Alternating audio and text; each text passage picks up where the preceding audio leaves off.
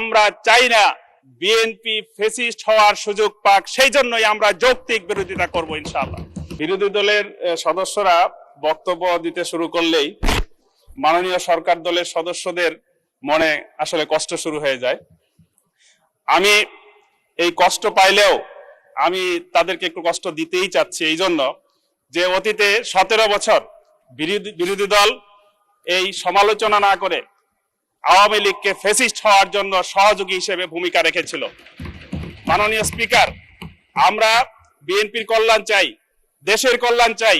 আমরা চাই না বিএনপি ফ্যাসিস্ট হওয়ার সুযোগ পাক, সেই জন্যই আমরা যৌক্তিক বিরোধিতা করব ইনশাআল্লাহ। মাননীয় স্পিকার, আমি বাজেটের উপর প্রথমেই বলতে চাই যে এই সংসদে সরকারি দলীয় সদস্যদের মুখে একটি শব্দ বারবার উচ্চারিত হয়েছে। ওই শব্দের সাথে আরেকটি শব্দ যদি ওনারা যোগ করতেন তাহলে অবশ্যই এই শব্দটি, এই বাক্যটি পূর্ণ হইতো। সেটা হচ্ছে এই সর্বকালের সর্বসেরা এবং সবচেয়ে বড় একটি বাজেট ওনারা বলেন। ওইটার সাথে অবশ্যই যদি সর্বকালের সেরা এবং সবচাইতে বড় ঘাটতির বাজেট এটা যোগ করলে বাক্য পূর্ণ হইতো। মাননীয় স্পিকার, আজকে এই 26-27 অর্থ বছরে 2,43,000 কোটি টাকা ঘাটতি বাজেট ধরা হয়েছে। বিগত অর্থ বছরে 2,26,000 কোটি টাকা ঘাটতি ছিল। মাননীয় স্পিকার, ঘাটতির পরিমাণ কিন্তু বেড়েছে। আমি আপনাদের সামনে প্রমাণ করতে চাই এই ঘাটতি আসলে 2,43,000 কোটি টাকা না, বরং আরো বেশি। মাননীয় স্পিকার, গত অর্থ বছরে 4,15,000 কোটি টাকা রাজস্ব আদায় হয়েছিল, যা ছিল পূর্ববর্তী বছরের চাইতে 43,000 কোটি টাকা বেশি। আমরা যদি ধরেও নেই এই বছর সর্বোচ্চ রাজস্ব আদায় হবে, তাহলে সর্বোচ্চ আদায় হতে পারে 50,000 কোটি টাকা বেশি। সেটা ধরে নিয়ে হলেও আমাদের রাজস্ব আসবে 4,65,000 কোটি টাকা। মাননীয় স্পিকার, এখানে রাজস্ব আদায় ধরা হয়েছে 6,95,000 কোটি টাকা। তাহলে 4,65,000 কোটি টাকা যদি রাজস্ব আসে তাহলে ঘাটতি থাকে 4,37,000 কোটি টাকা। আমরা যদি মনে করি যে 4,37,000 কোটি টাকা দাঁড়ায়, মাননীয় স্পিকার, এটার সাথে যদি আমরা সুদ যোগ করি, এই সুদ এক প্রকারের ঘাটতি। এই বছরে সুদ দিতে হবে 1,27,000 কোটি টাকা। মাননীয় স্পিকার, এই মিলে দাঁড়ায় 6 লক্ষ কোটি টাকা। মাননীয় স্পিকার, আমরা যদি দেখি যে 9,38,000 কোটি টাকার বাজেট বড় দেখালেও 6 লক্ষ টাকা যদি আমাদের ঘাটতি থাকে তাহলে এটা হিসাব মিলবে কিভাবে আমার বুঝে আসে না। মাননীয় স্পিকার, আমার এই বাজেট দেখে একটি গল্পের কথা মনে পড়ে গেল। তাঁতির গল্প সেই স্কুল জীবনে শুনেছিলাম। একজন তাঁতি, তিনি তাঁত বুনছিলেন। এই সময়ে তিনি একটু ঝুমুনি আসলো। ঝুমুনি আসার পর উনি স্বপ্নে ডুবে গেলেন। মাননীয় স্পিকার, বন্ধুরা বলেন এটা নাকি স্বপ্নের বাজেট, আমরা তিরস্কার করি। মাননীয় স্পিকার, সেই তাঁতি স্বপ্নে দেখছেন যে এই তাঁত বুনবেন, কাপড় হবে, বিক্রি করবেন, টাকা হবে, একটা বাড়ি হবে, বাড়ির পাশে একটা বাগান হবে, তারপরে একটা পুকুর হবে, পুকুরের ঘাট হবে, উনি বিয়ে করবেন, সন্তান হবে, সন্তান বড় হবে। এরপরে সন্তান এসে একদিন পুকুর ঘাটে তাঁতি একটু বিশ্রাম নিচ্ছিলেন। সেই সময়ে এই সন্তান এসে বলবে, বাবা, মা তোমাকে ডাকছে, ভাত নিয়ে অপেক্ষা করছে, তুমি আসো, খেয়ে যাও। তখন একটু অভিমান করে তাঁতি বলবেন, না, আমি খাবো না। এই কথা বলার সাথে সাথেই উনি সজাগ পেয়ে দেখলেন উনার হাতের নাড়া লেগে ওই তাঁতের সেই সুতাগুলো ছিঁড়ে খান খান হয়ে গেল। মাননীয় স্পিকার, এই বাজেট যেটা 6 লক্ষ কোটি টাকার এই ঘাটতি বাজেট, আমি মনে করি এরকম একটি দুঃস্বপ্নের বাজেটে পরিণত হয় কিনা আমাদের ভেবে দেখা দরকার। মাননীয় স্পিকার, আমরা এরপর আমি যে বিষয়টি বলতে চাই, এখানে রাজস্ব আদায়ে আমাদের দুর্বলতা রয়েছে। মাননীয় স্পিকার, রাজস্ব আদায়ের ক্ষেত্রে আমরা দেখি যে অনেক ফাঁক ফুকরে 1 লক্ষ টাকা যার রাজস্ব আসার কথা, ট্যাক্স আসার কথা, সে ফাঁক ফুকরে সিস্টেম করে 10,000 টাকা দিয়ে পার পেয়ে যাচ্ছে, এইখানে সরকারকে নজর দিতে হবে।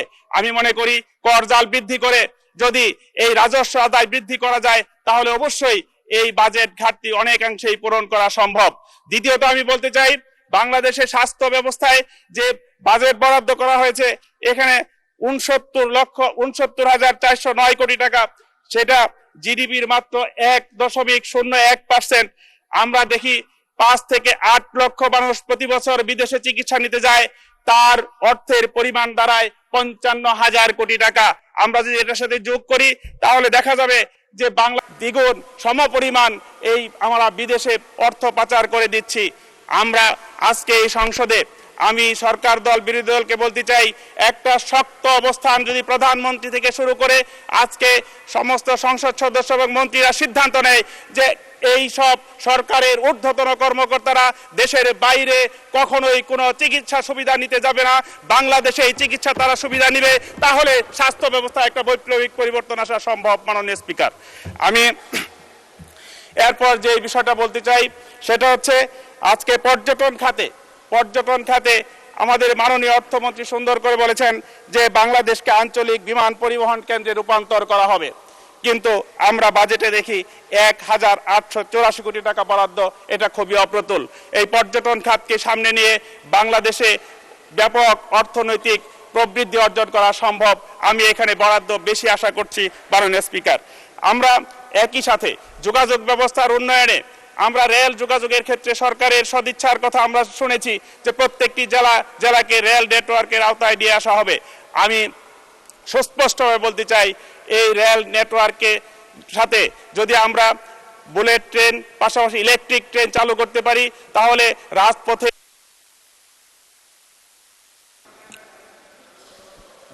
2 মিনিট সময় বাড়িয়ে দেওয়া হলো। ধন্যবাদ মাননীয় স্পিকার, ধন্যবাদ। আমি বলতে চাচ্ছি যে সড়ক পথে যে দুর্ঘটনাগুলো হয়, সড়ক পথে যে যানজট হয়, সেটা নিরসন কল্পে আমি মনে করি যে আজকে রেলপথের উপর যদি গুরুত্ব দেওয়া হয় তাহলে অনেকাংশেই বাংলাদেশ সেই দুর্ঘটনা মুক্ত হবে, যানজট মুক্ত হবে। মাননীয় স্পিকার, জনশক্তি রপ্তানির ক্ষেত্রে আমরা বিশাল আয়ের সম্ভাবনা দেখি। আজকে একজন শ্রমিক যখন দেশের বাইরে যায় 7-8 লাখ টাকা লাগে, অথচ পার্শ্ববর্তী দেশ ভারত থেকে গেলে 1 লাখ 1.5 লাখ টাকা লাগে।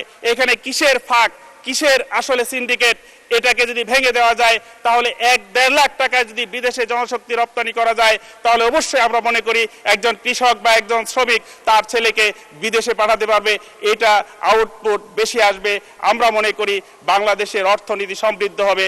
আমরা জানি যে প্রেসিডেন্ট জিয়াউর রহমান এটার শুভ সূচনা করেছিলেন, আমরা সেই পথ ধরে আজকের সরকারও সেই উদ্যোগ নেবে বলে আমরা মনে করি। মাননীয় স্পিকার, দুর্নীতির কারণে আমাদের সব কিছু আসলে এই সমস্ত আয়োজন ব্যর্থ হয়ে যায়। এই জন্য দুর্নীতিকে না বলার সুযোগ সৃষ্টি করতে হবে এবং সরকারকে শক্ত হাতে এটা বন্ধ করতে হবে। সবশেষে আমি আমার এলাকার কথা কিছু বলতে চাই। মাননীয় স্পিকার, আমাদের এলাকায় ফুলবাড়িয়া, ময়মনসিংহের ফুলবাড়িয়ায় আসলে এখন দাওয়াতের পরিমাণ বেড়ে গেছে। আমাকে বেশি বেশি দাওয়াত দিতে চায়। দাওয়াত যখন আমি সেই বাড়িতে যাই, যাওয়ার পর দেখা যায় জুতা খুলে তার বাড়িতে যেতে হয়। মাননীয় স্পিকার, রাস্তাগুলো এত কর্দমাক্ত।